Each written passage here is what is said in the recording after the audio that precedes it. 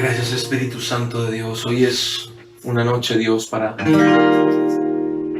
honrar tu presencia, honrar tu amor, Señor. Y juntos como iglesia queremos conectarnos, Jesús, a ti, Jesús. Que tu Espíritu descienda, Señor, al adorarte. Tu Espíritu descienda, Señor Jesucristo, a levantar tu nombre, Jesús.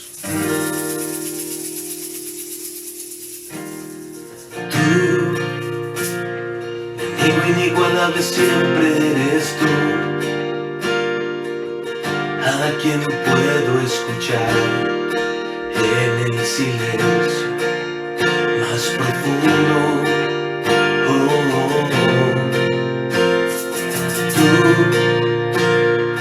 eres el que me guía siempre a la verdad, en quien puedo confiar y descansar. Porque sé que ahí estarás. Promesa del Padre, mi Dios y consolador. Yo seré tu morada, donde vives, oh Señor. La fuente de vida, consolador, beberé de ti, beberé de ti.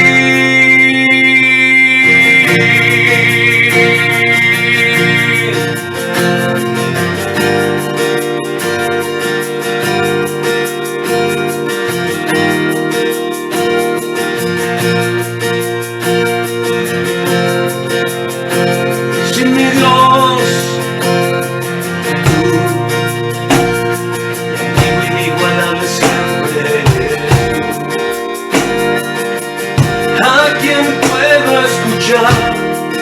en el silencio más profundo.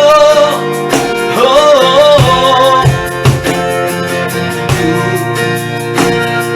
eres el que me guía siempre a la verdad, en quien puedo confiar y descansar, porque sé que ahí estarás. Del Padre, mi Dios y consolador. Yo seré tu morada, donde vives, oh Señor. Tú, la fuente de vida, mi Dios consolador, beberé de ti, de ti. Tu promesa del Padre, mi Dios y consolador. Yo seré tu morada, donde vives, oh Señor. Tú, la fuente de vida,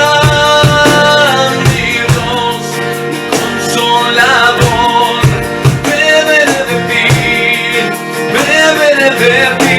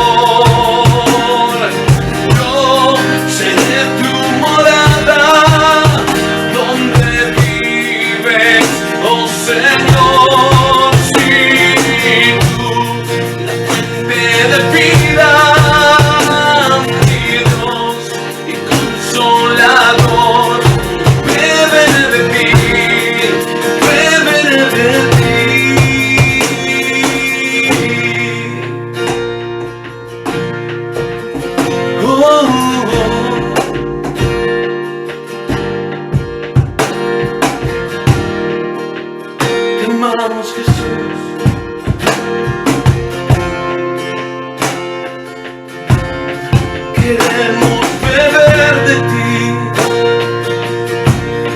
amado mío.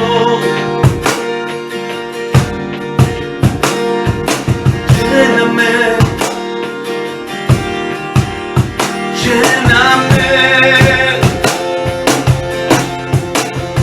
Te necesito en medio de la adversidad, Señor.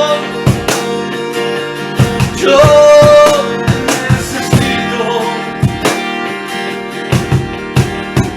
amado mío. Ven sobre mí, ven sobre mí, Espíritu, ven sobre mí, Espíritu Santo. Ven sobre mí. Te necesitamos, Jesús.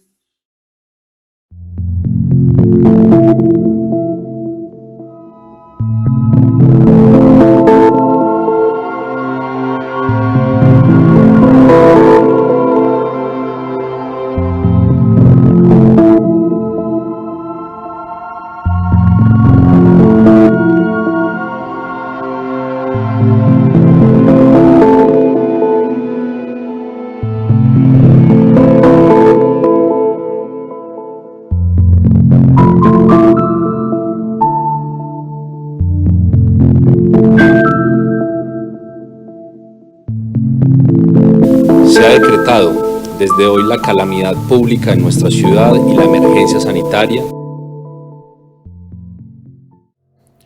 Esta semana leí las estadísticas del coronavirus, más de 207,000 personas contagiadas, más de 8,000 personas fallecidas, llegando a los 9,000 realmente, y de esas 3,000, más de 3,000 en Italia, en 166 países.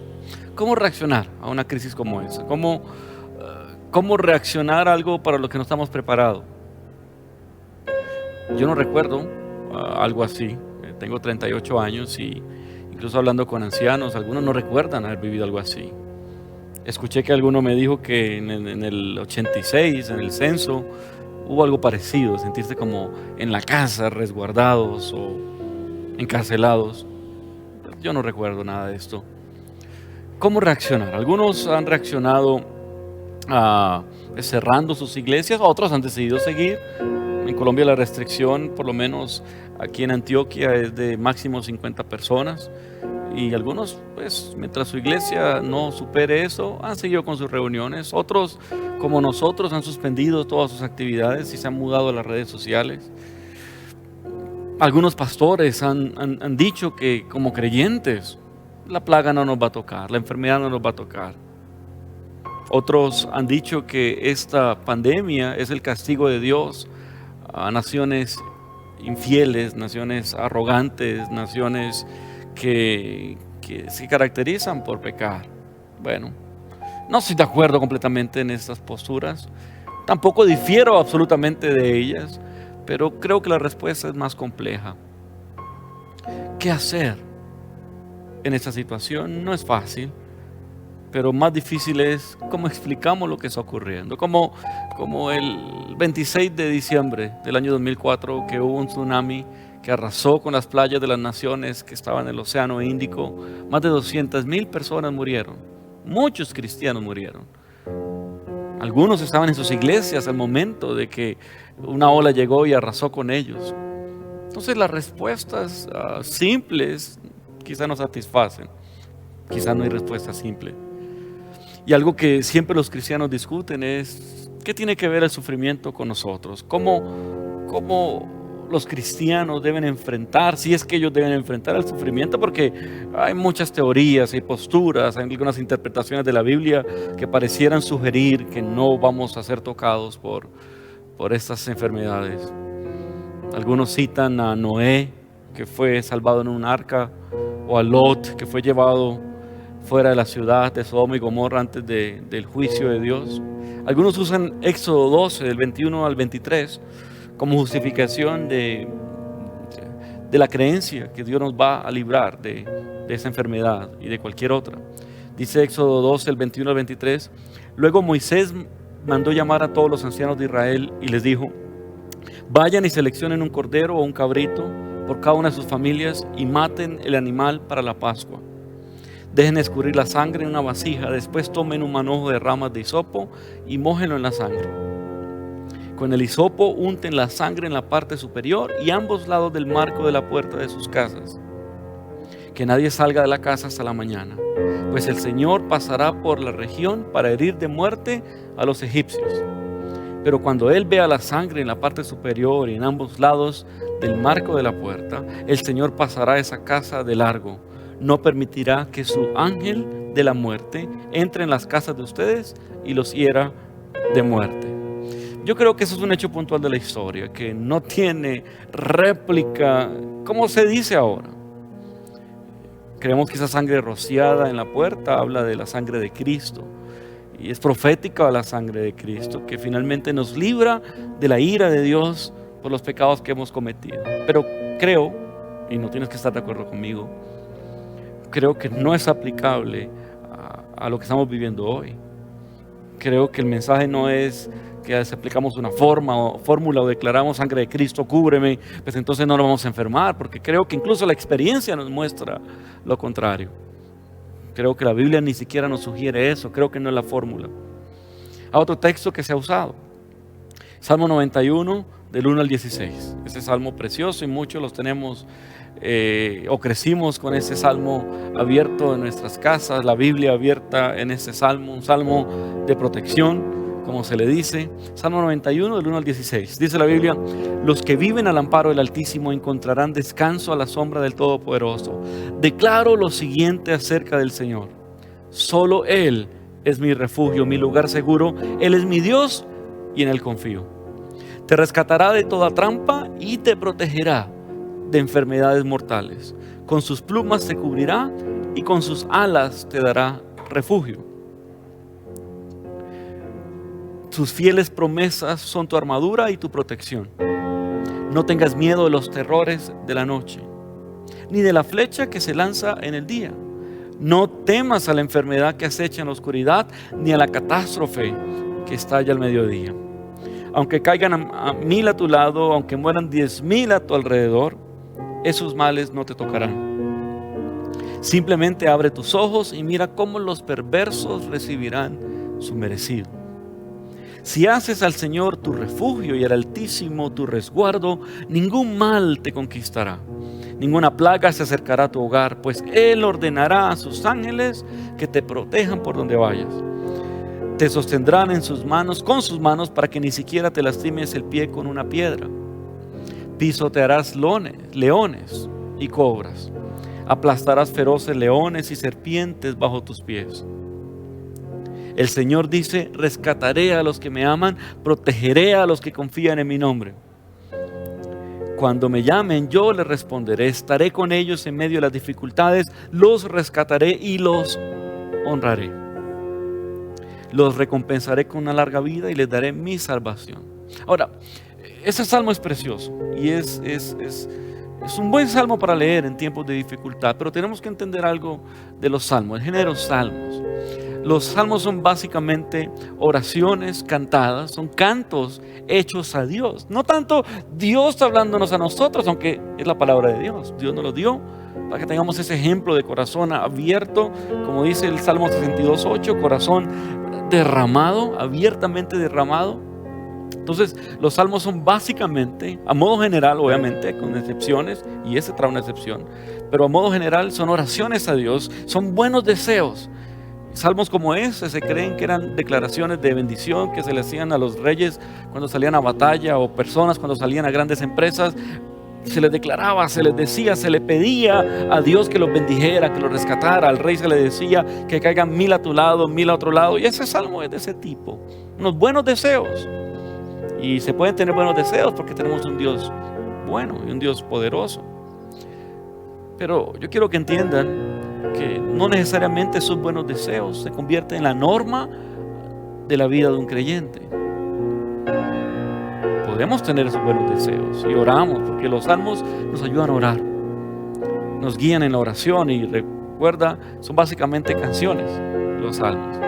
Sin embargo, ese salmo en particular, a partir del versículo 14, tiene un momento profético, porque hasta el 14 es oraciones, peticiones, declaraciones a Dios, de que le vaya bien, de que proteja a los que son puros, los que son santos, los que son hijos de Dios. Pero en el 14 ocurre un momento profético que es interesante.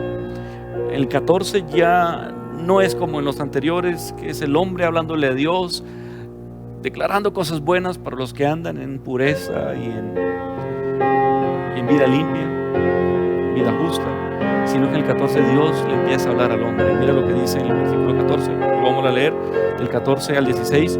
El Señor dice: rescataré a los que me aman. Aquí empieza el Señor dice: rescataré a los que me aman, protegeré a los que confían en mi nombre. Cuando me llamen yo les responderé, estaré con ellos en medio de las dificultades. Los rescataré y los honraré, les recompensaré con una larga vida y les daré mi salvación. Entonces mira qué interesante. Primero un montón de deseos, buenos deseos, que caigan 1000 a un lado, 1000 a otro, que la peste no te toque. Y bueno, hay un trasfondo ahí que no vale la pena tocar, pero es interesante también.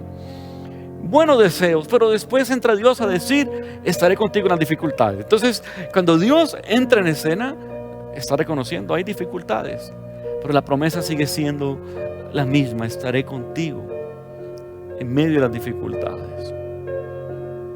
La Biblia dice en el Salmo 33:11: los planes del Señor se mantienen firmes para siempre, sus propósitos nunca serán frustrados. Job 42:2 dice, Job declara: sé que tú todo lo puedes y que nadie puede detenerte.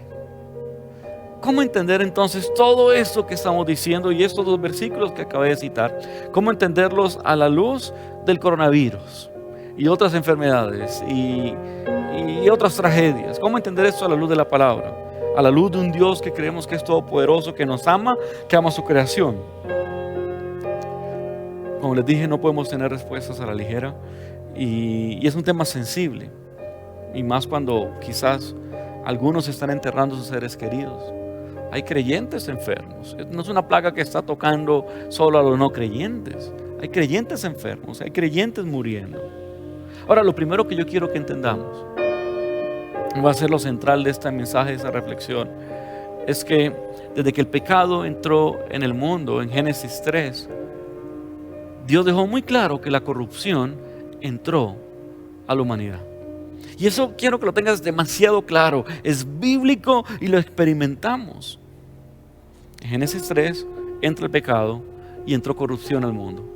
En Romanos, y quiero que me acompañes a ese texto, Romanos 8, del 18 al 23, está muy claro esto, los efectos, la realidad que incluso los cristianos tenemos que enfrentar en el día a día. Acompáñame, Romanos 8, 18 al 23. Presta atención.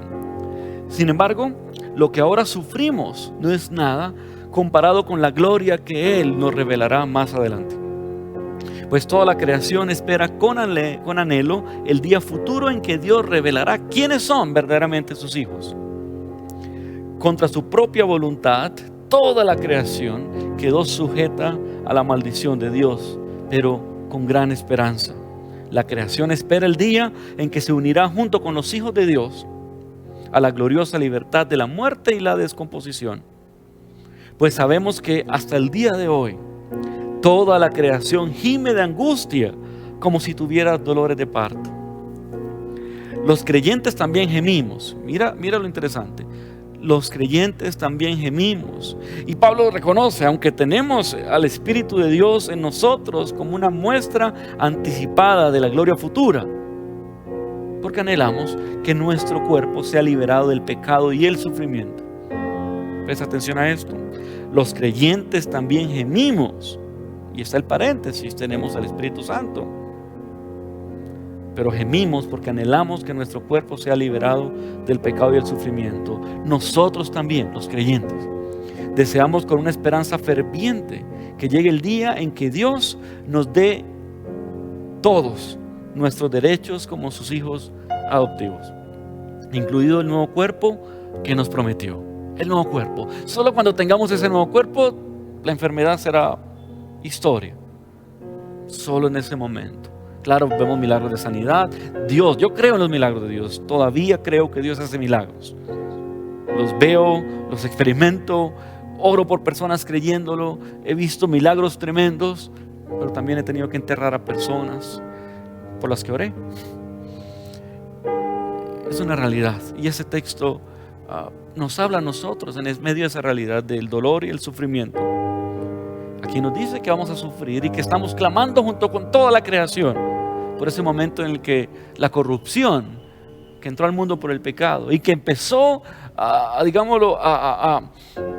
ser combatida de que Cristo pisó la tierra y murió por nosotros, y empezamos a tener una avanzada victoriosa, pero va a ser definitiva cuando nuestros cuerpos sean transformados.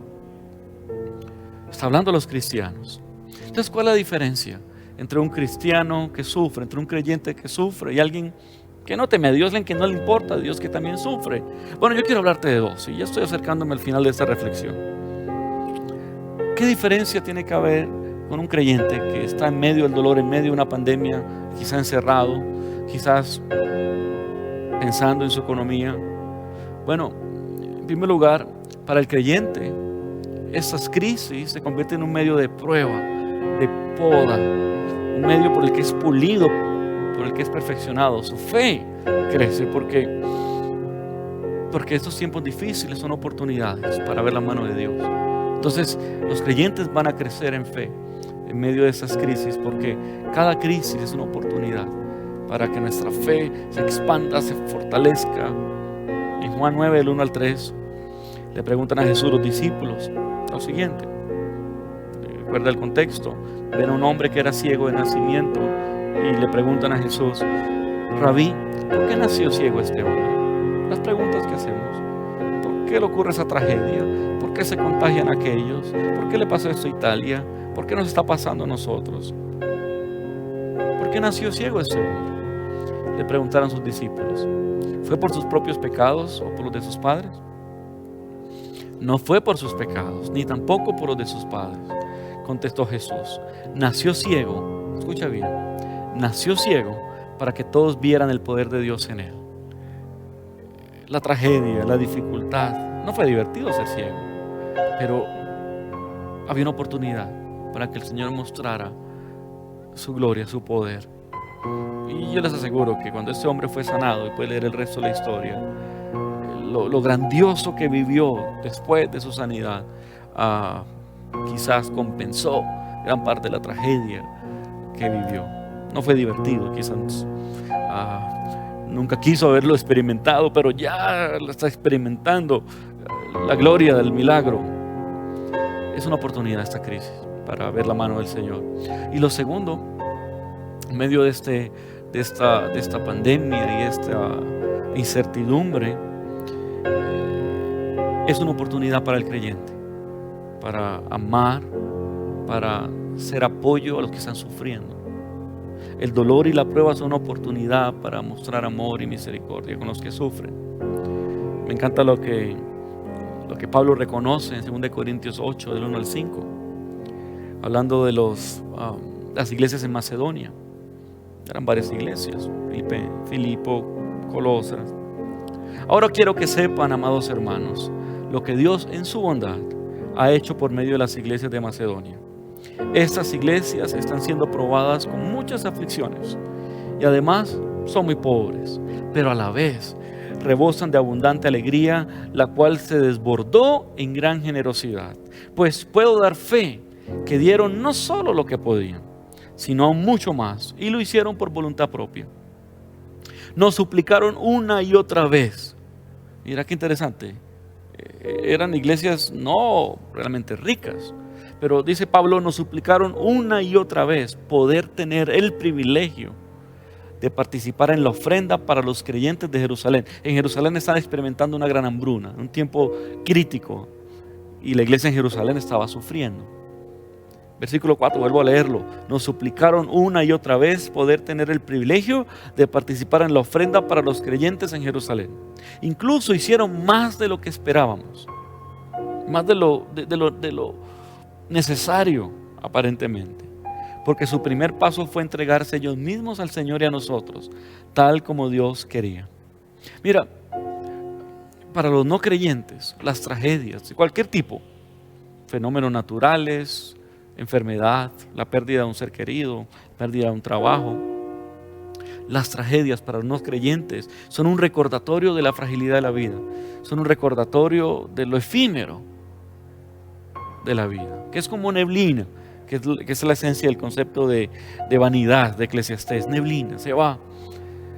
Las tragedias recuerdan que necesitamos a Dios, que no podemos controlar la existencia, que podemos tener planes, se pueden desbaratar de un momento a otro. Que en ese tiempo de emergencia, que en ese tiempo de crisis, tu liderazgo, iglesia, y tu genuina espiritualidad se desarrolle, se despierte. Es un llamado para que los Esteres, las Esteres y los Daniel, los hombres y las mujeres de Dios se levanten. Es un llamado para que los papás sean líderes de sus casas como siempre debió haber sido. Es un llamado para levantar altares familiares, para disfrutar con los tuyos. Es un llamado para encendernos otra vez por el Señor. Y esto va a pasar. Pero en 6 semanas, en un mes, en 2, 3 meses, cuando la normalidad vuelva, vas a volver a tu vida normal. Todo lo que esto te está mostrando de tu espiritualidad, de tu ansiedad, de tu incertidumbre, tus temores, todo lo que esto está sacando. Por eso para un creyente es muy bueno, porque pone a prueba todo lo que somos, las prédicas que damos, la confianza que tenemos. En unos meses, cuando la tormenta se calme, tú vas a volver a la vida normal, a la apatía, a congregarte solo cuando no hay un plan mejor. Fue curioso, le dije a alguien que no íbamos a tener celebración ese fin de semana, y esa persona me dijo: ahora lamento las veces que no fui a la iglesia pudiendo haber ido. Me encantó su sinceridad. No hay nada que reprocharle.